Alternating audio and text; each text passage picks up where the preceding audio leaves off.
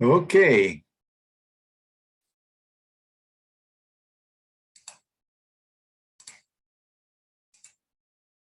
Entonces, me imagino que ustedes llegaron a lo que voy a comentar ahora. Es decir, si yo sumo estos... Perdón, Carlos, ¿me está escuchando? Sí, doctor, sin ¿Sí problema. se puede ver lo que estoy proyectando? Sí, Ok, gracias. Entonces, si sumo las tres ecuaciones, entonces, estos términos relativos y estos de acá se van a cancelar. Entonces, ¿qué me va a quedar? De aquí me va a quedar los tres términos absolutos. Y de acá, fíjense bien que tengo este término de aquí, perdón, este término de aquí se me va a cancelar con el de acá, este se va a cancelar acá, entonces me quedarían solo estos dos de aquí. ¿Eh? Entonces, al dividirlo para K3 más I omega G3, entonces lo que está multiplicado por el U3 se va a quedar libre, ¿sí? Y voy a tener la sumatoria de estos tres términos de acá. Entonces, eso es lo que voy a escribir aquí. Entonces decimos, si sumamos las tres primeras ecuaciones y despejamos U4, ¿sí? Entonces, aquí despeje U2, aquí despeje U3, entonces acá voy a despejar U4. Entonces vamos a tener que el resultado va a ser que U4 va a ser igual al U3, y aquí voy a tener una sumatoria desde J igual 1 hasta 3 de los absolutos. Entonces será M omega cuadrado, M más el otro absoluto y omega C sub J, y esto por U sub J y dividido para lo que estaba multiplicado por el U4, que eran los relativos del lado izquierdo, el derecho. Entonces sería K3 más I omega G3. Ya está. Entonces, fíjense bien ustedes el paralelismo, ¿no? De esta ecuación de aquí con la siguiente y con la siguiente. Entonces, eso nos va a permitir identificar ya mismo la ecuación de recursión. Ahora, por favor, empezamos aquí con 4 ecuaciones. Aquí tengo 4 ecuaciones. En cambio, aquí he utilizado la primera, he utilizado la primera y la segunda, y he utilizado las tres primeras. Es decir, estoy convirtiendo originalmente lo que tenía en un sistema de 4 ecuaciones, y ahora estoy trabajando solamente 3. Entonces me falta una más. Entonces esa una más la voy a obtener si sumo todas las ecuaciones. Entonces si sumo todas las ecuaciones, definitivamente todos los términos relativos se van a anular. Entonces todo lo que está multiplicado por K y G, K o G, se van a eliminar. Es decir, este se cancela con este se cancela con este se cancela con este. ¿Y qué me queda? Los absolutos y la excitación. Entonces, finalmente, Doctor, mande. disculpe, ¿podría poner la diapositiva 5? Podría. Dígame. En el U3, sería K2 dividido para IWG2. Está el 3. Oh, perdón. Gracias. Yeah. Gracias.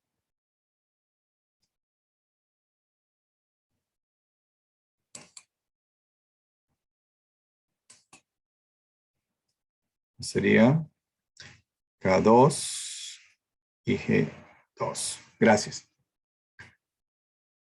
Aquí. Entonces, decimos finalmente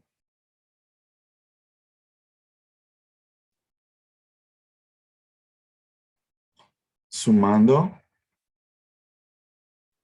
las 4 ecuaciones, ¿sí? Los términos que hemos llamado relativos se anulan, y el resultado pues sería que la sumatoria de menos omega cuadrado mj más i omega c sub j por u sub j, desde j igual 1, en este caso hasta 4, va a ser simplemente a la excitación en el lado derecho. Si todos los otros términos relativos se han anulado. Entonces, lo que estamos viendo es que podemos identificar una especie de ecuación de recursión por la cual, empezando con el U1, yo puedo calcular el U2. Sabiendo U1 y U2, puedo calcular el U3. Y sabiendo los tres primeros, puedo calcular el U4. Entonces, eso me permite utilizar n-1 ecuaciones de movimiento. Y si combino todas las ecuaciones, puedo reescribirlo de esta manera, en el cual todos los términos relativos se han cancelado. Y me quedan los términos absolutos y el término de excitación aplicado en el último término. ¿Sí? Fíjense bien, si yo tuviera, perdón que regrese, si yo tuviera una excitación en uno de los términos anteriores, ¿sí? Entonces, al hacer esta deducción de aquí, no tendría la ecuación de recursión. Entonces necesito, de alguna forma, como quien dice, poner algo, digamos, la excitación, cuando aparezca, esté únicamente aplicada en el último bloque, en el último disco, si fuera el caso. Entonces, eso me permite identificar lo que estamos buscando, que son las ecuaciones de recursión y de chequeo. Entonces, podemos escribir entonces, ahora sí, lo que buscamos. Entonces, luego, podemos proponer las ecuaciones de recursión. Entonces sería, en general, el U sub J barra, ¿no? Va a ser igual al anterior más la sumatoria. No, perdón. Déjenme cambiar este subíndice porque este ya lo estaba utilizando para la sumatoria anterior. Entonces, démosle otro subíndice. ¿Dónde estoy? Mi puntero está aquí. Vamos a llamarle K. Entonces va a ser el K menos 1. Entonces la sumatoria va a ser desde J igual a 1 hasta K menos 1. ¿Qué voy a tener en esa sumatoria? Menos omega cuadrado M sub J más I omega C sub J, y todo esto multiplicado por el U sub J. Y esto lo dividimos para el término relativo anterior. Entonces sería el K sub K menos 1 más I omega G sub K menos 1. Y entonces esto iría desde K igual 2, 3 hasta el enésimo. Yo me doy cuenta, fíjense bien que aquí estoy utilizando n-1 ecuaciones. Entonces la última es la de chequeo. Entonces la ecuación de chequeo ya lo habíamos visto que combina todos los términos absolutos y lo igual al término de la excitación que se manifiesta únicamente en la última, en el último bloque. Y la de chequeo. Entonces decimos que la sumatoria de menos omega cuadrado mj más i omega, ¿sí? Los dos son absolutos, u sub j, y eso va a ser igual a f sub n en función del tiempo. La sumatoria va desde 1 hasta n. Entonces fíjense bien, en definitiva tengo, como quien dice, n ecuaciones, pero reescritas a partir del sistema de ecuaciones original, que incluya, perdón, el sistema de ecuaciones original que incluya n ecuaciones. Si n lo convertí en n. Pero la ventaja es de que usted se da cuenta de que este esquema de aquí, no me permite evitar el tener que manejar todo el sistema de ecuaciones de manera simultánea. ¿Sí? Entonces, eso es la combinación de los dos, es decir, en general, En general yo sugiero que ustedes se aprendan de memoria estas dos relaciones para evitarse confusiones. Si las vamos a necesitar con mucha frecuencia, entonces vale la pena recordarlas para evitar errores, ¿no? Algunos detallitos de signos, por favor. Si este subíndice va con el de aquí, este de aquí va con el de aquí y con el de acá, y este es uno más que ese, etcétera, ¿no? Aquí hay un negativo, que ya lo vamos a ver cómo lo manejamos en el caso de oscilación libre. Entonces, a veces esos errorcillos es tonto perder puntos por ello, pero yo les estoy advirtiendo. Ustedes tienen que poner atención a ello, y ya está. Muy bien. Entonces, ¿qué queda ahora? Entonces, de aquí nos vamos a separar. Entonces, primero vamos a considerar qué es lo que pasaría en el caso en que tuviéramos una oscilación o quisiéramos analizar oscilación libre. Entonces, en ese caso, ustedes ya recuerdan, ¿no?, que vamos a tener necesidad de deducir o calcular las frecuencias naturales y modos de vibración. Entonces, vamos a analizar primero free vibration. Y luego haremos algo similar, no hoy día, la siguiente sesión, porque no creo que haya tiempo de día, para trabajar con oscilación forzada. ¿Ok? Entonces vamos a aplicar esto en el caso de oscilación libre. Entonces, en este caso, solamente para recordar, ustedes ya lo saben muy bien, en este caso, buscamos, entonces, ¿se acuerdan, no? Es la frecuencia natural, J-ésima, y el vector, vamos a ponerlo así, desde U sobre U1, allí, J-ésimo. Entonces, esta es la frecuencia natural y este es el modo de vibración. Entonces, aquí vamos, J igual, desde 1 hasta N menos 1. Entonces, ustedes se acuerdan, ¿no? Empezamos hablando sobre eso en esta sesión. Y dijimos, en el caso de sistemas en línea, la primera frecuencia natural es 0. Entonces, esa no me interesa. Me interesa es la que sigue. Entonces, por eso es que aquí solamente hablamos de N menos 1. Listo. Entonces, en este caso buscamos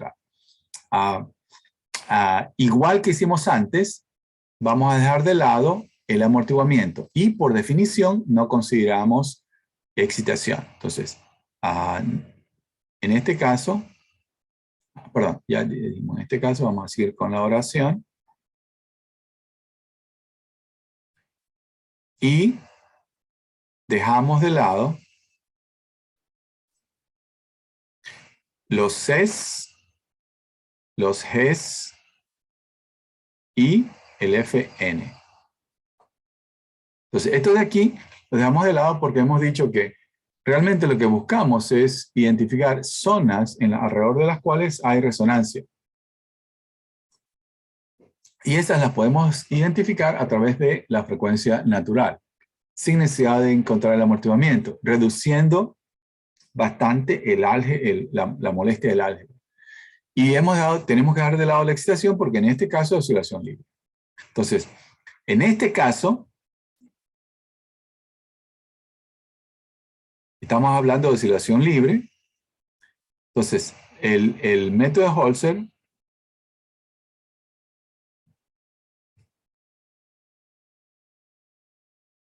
queda de la siguiente forma. Entonces, perdón, déjenme regresar. Aquí tenemos la ecuación de recursión y aquí tenemos la ecuación de chequeo. Entonces, en esta ecuación de aquí tengo C, lo voy a dejar de lado, aquí tengo G, lo voy a dejar de lado. Entonces me quedaría esto, esto y el de acá. En la ecuación de chequeo ya no tengo esto, tampoco tengo la excitación. Entonces tendríamos menos omega cuadrado de m por uj igual a 0. Entonces lo que voy a dejar lo voy a poner con signo positivo, ¿no? Entonces quedamos que el U sub k, fíjense ustedes que no le voy a poner la barra, porque en general, insisto, la fase en el caso de oscilación libre, cuando no hay amortiguamiento, se manifiesta con un cambio de signo. Entonces va a ser igual al anterior, ¿m? Y luego le sumo Perdón, el negativo lo voy a poner acá afuera. Lo voy a poner afuera.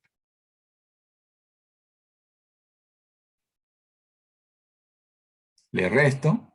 Entonces me quedaría la sumatoria desde j igual 1 hasta k menos 1.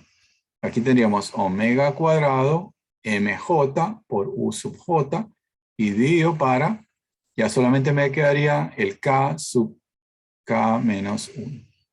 Entonces esto tendríamos, el k valdría desde 2, 3 hasta n menos 1. Y la condición de chequeo, aquí ahí se me borró el k. Aquí.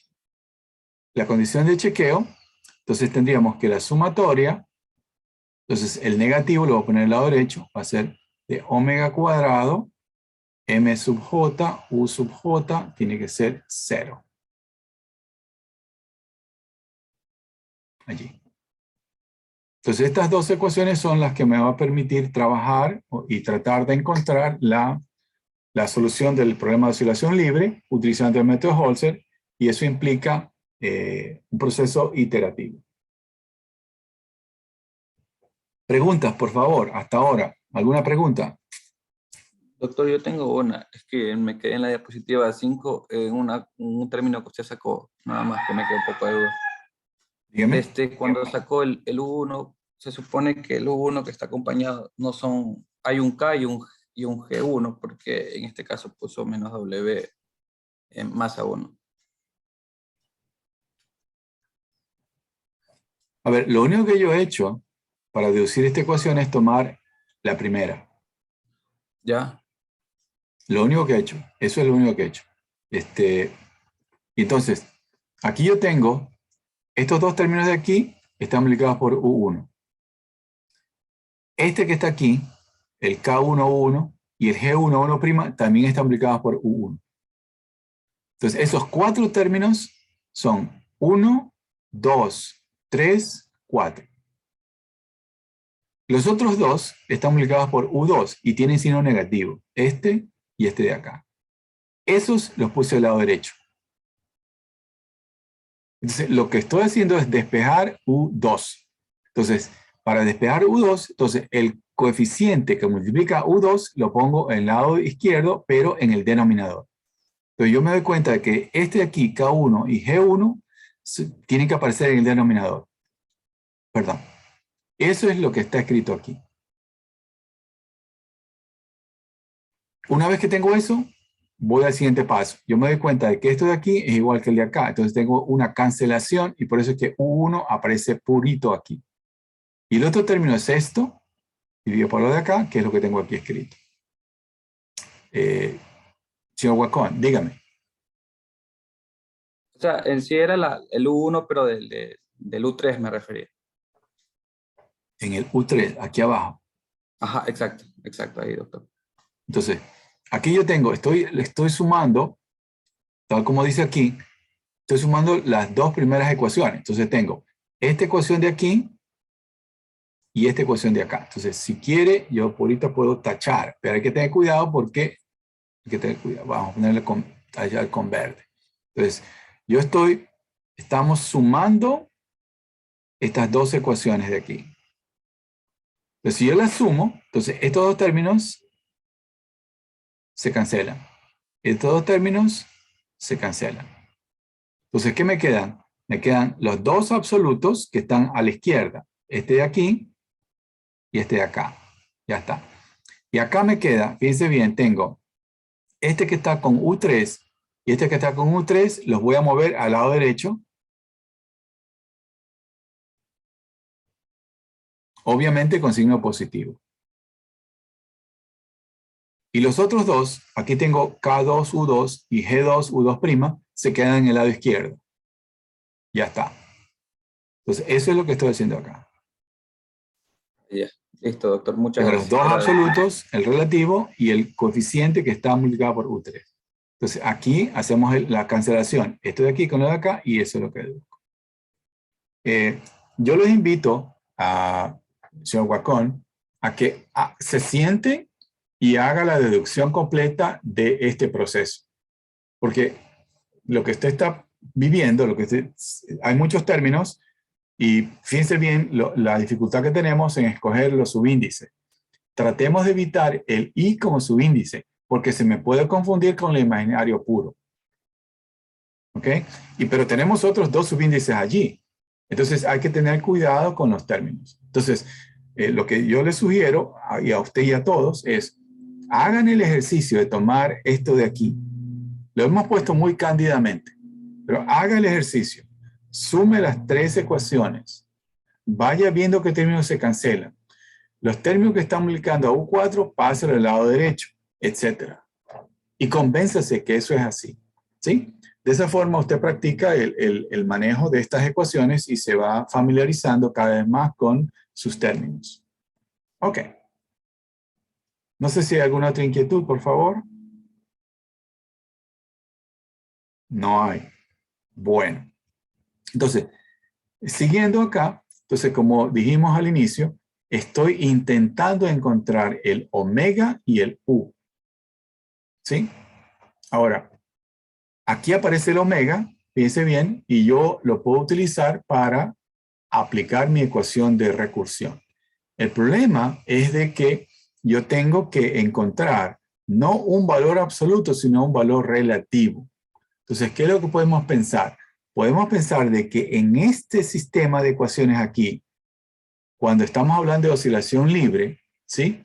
Entonces, lo que vamos a hacer es, vamos a calcular no los u's, sino que lo vamos a calcular los u's dividido para el u sub 1. ¿Sí?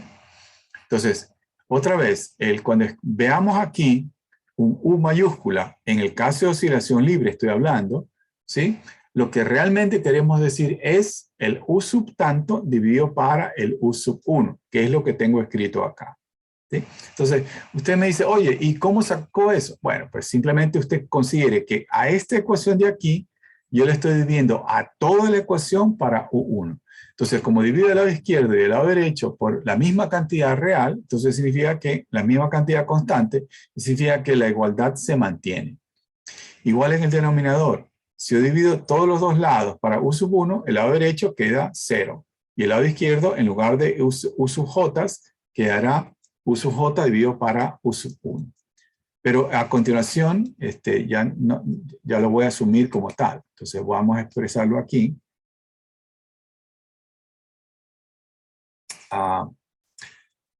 En este caso,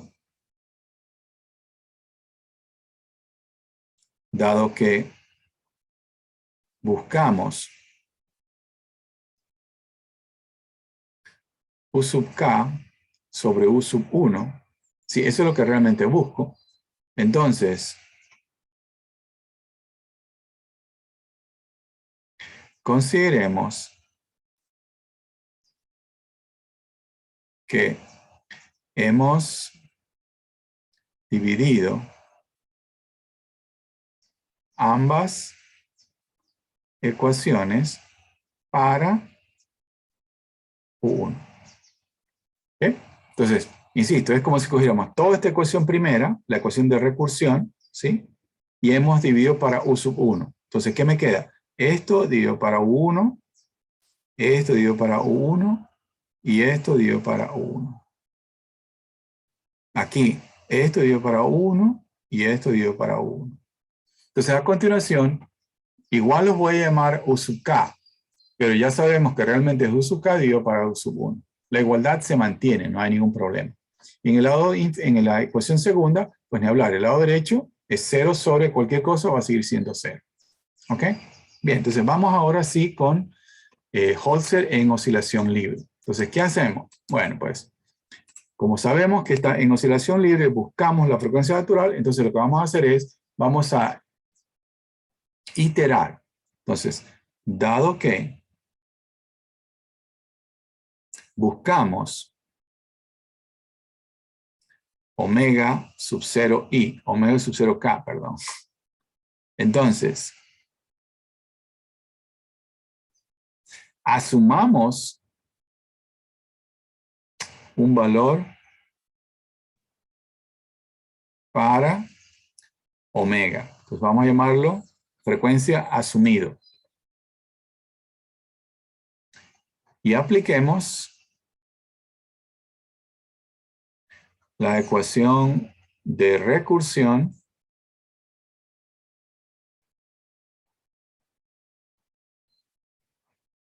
para calcular. Entonces vamos a calcular U sub 2, U sub 3, U sub n.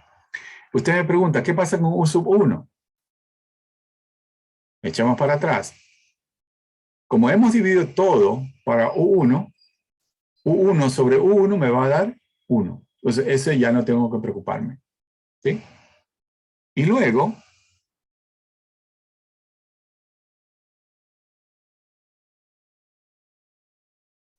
comprobemos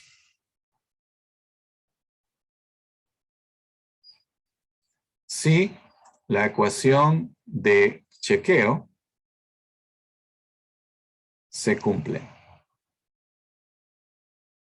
Es decir, la ecuación de chequeo tiene que ser igual a 0. Entonces, lo que estamos diciendo es, asumamos omega, la frecuencia natural. Entonces, con la ecuación de recursión, yo puedo calcular U sub 2, empezando por U sub 1 sobre U1, que vale 1. U1 sobre 1 vale 1. Entonces, eso me permitiría calcular U sub 2. Con U1 y U2, calculo U3, etcétera, hasta U sub n. ¿Y luego qué? Luego tendríamos, aquí está mal, aquí está mal. Este no es hasta 1, perdón, ahorita que estoy aquí, esto va hasta n. ¿Y luego qué? Fíjense bien, el omega es asumido. Y a partir de esa asunción hemos calculado los U sub j. Entonces lo que habría que hacer es comprobar si esto realmente se cumple.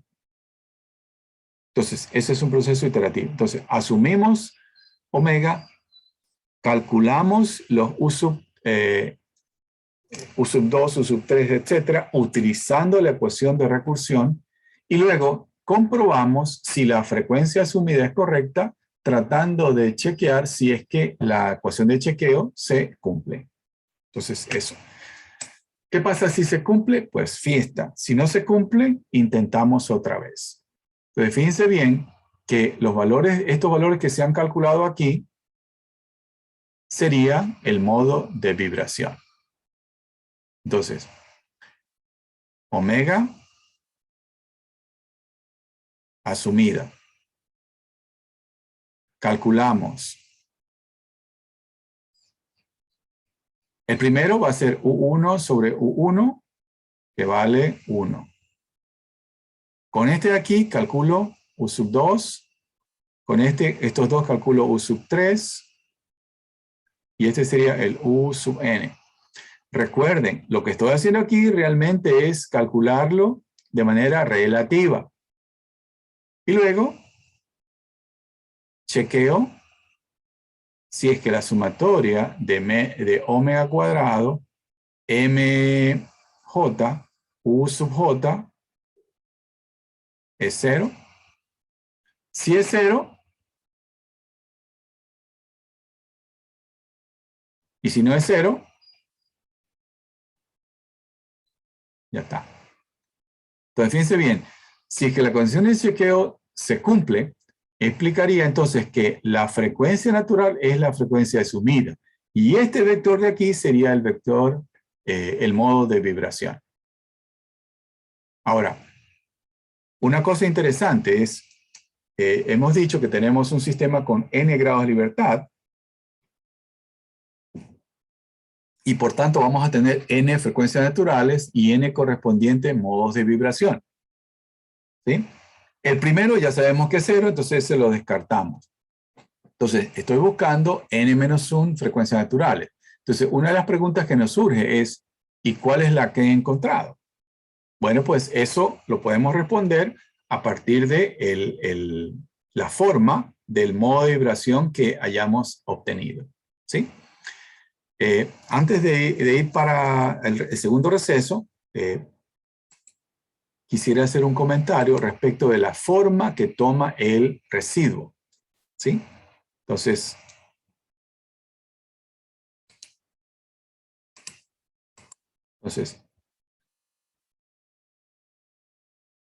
nótese que el residuo.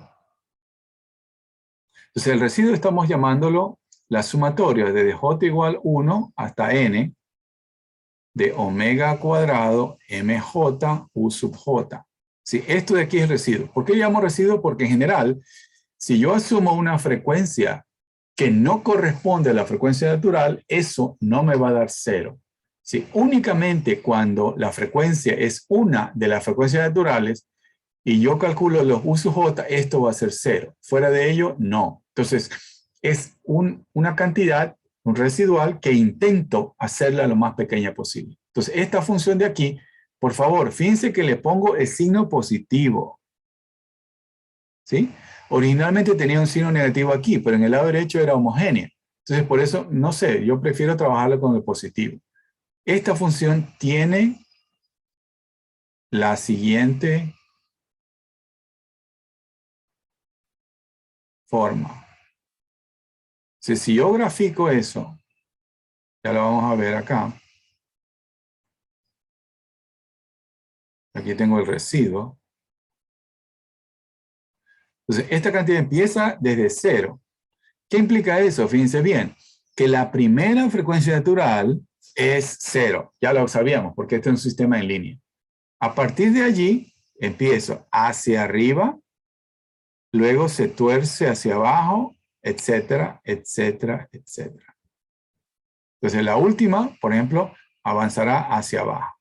Entonces, esta de aquí era la primera frecuencia, le voy a poner sub 0, porque esa no cuenta. Este corte de aquí me identificaría la primera frecuencia natural diferente de 0. Este corte de acá, la segunda frecuencia natural, etc. Y este de aquí sería la última frecuencia natural, diferente de 0 que estoy buscando. Entonces, lo que quiero decirles es que miren el comportamiento. Primero va para arriba, positivo, luego corta al negativo, luego corta al ir al positivo, etc. Entonces, nosotros lo que vamos a tratar de hacer es intentar identificar estos cortes, porque cada uno de esos cortes implica una frecuencia natural. Entonces, cuando regresemos, este proceso lo implementamos en forma tabular, ¿no? Entonces, vamos a mostrar la forma de implementarlo y este comentario respecto de la forma que adopta el residuo es importante porque, como decimos, es decir, yo voy a tener n cortes, n raíces, ¿sí? Y entonces uno dice, oye, ¿y la que he encontrado a cuál corresponde? Bueno, pues vamos a responder a esa pregunta, pero tenemos que tener en mente la manera, la forma que tiene esta función. Empieza en 0 y a partir de allí camina en la dirección positiva. Entonces, eso y la forma de lo que obtenemos como modo de vibración me va a permitir implementar esto de manera eficiente. Receso, recupero la garganta y seguimos.